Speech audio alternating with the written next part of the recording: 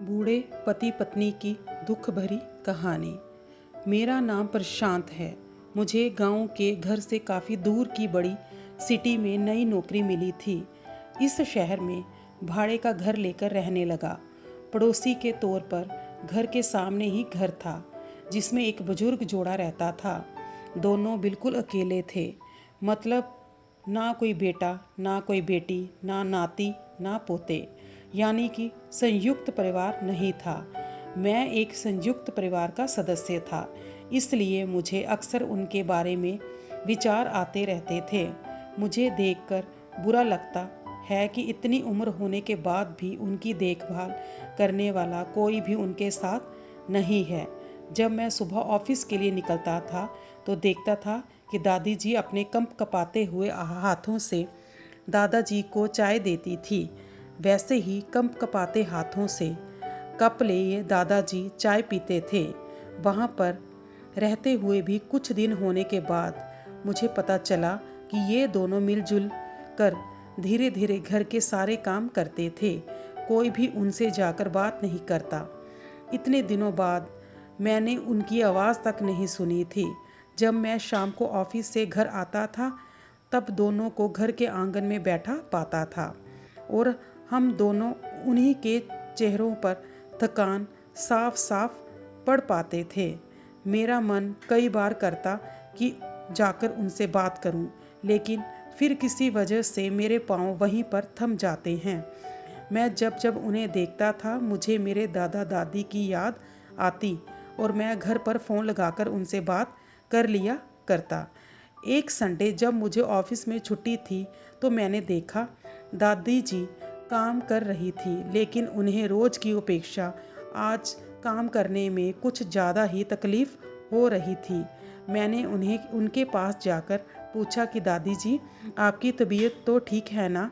क्या मैं आपकी कोई मदद कर सकता हूँ? उन्होंने प्रतिक्रिया नहीं दी।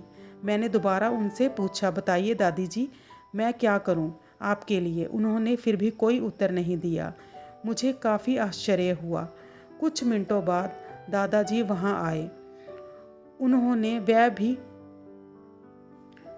उन्होंने भी कोई भी उत्तर नहीं दिया।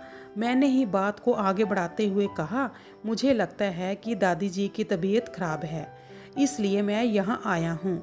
मैं आपकी मदद करना चाहता हूँ। बताइए मैं आपकी कैसे मदद कर सकता हूँ?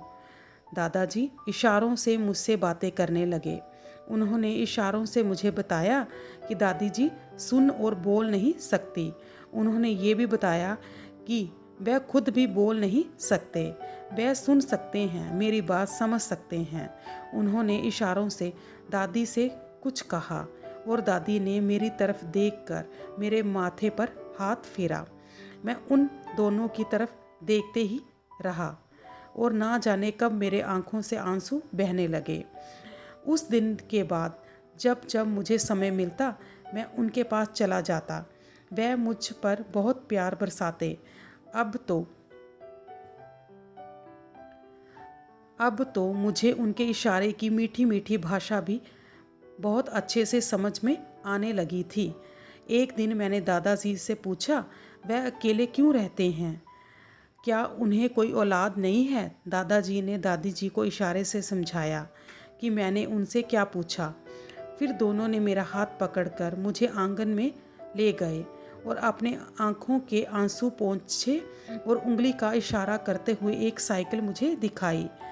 साइकिल को देखकर मैं समझ गया कि उनके परिवार वाले उन्हें छोड़कर कहीं जा चुके हैं और उनके हिस्से में केवल यादें ही बची हैं। उन्हें रोता हुआ देखकर मैं भावुक हो गया।